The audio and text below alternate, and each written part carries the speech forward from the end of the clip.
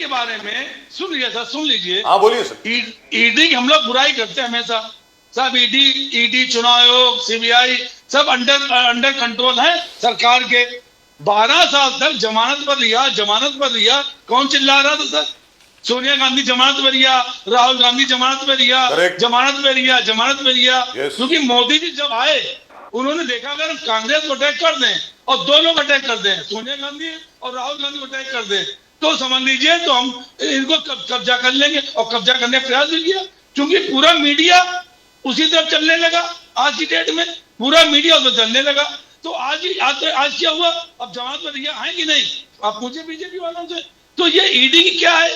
ED 12 साल से एक केस चला रही थी और निरंतर पूछताछ हो रही थी। किस बात की पूछताछ हो रही थी? मैं ये कहता हूं, मैं इसलिए कहना चाहता हूं ये कि इस तरह की सरकार 2014 से पहले कोई सरकार नहीं थी। चाहे इंदिरा गांधी के समय रहा हो, चाहे जवाहरलाल नेहरू के समय रहा हो, चाहे अटल बिहारी वाजपेयी के समय रहा हो, चाहे माननीय राजीव गांधी का समय रहा हो।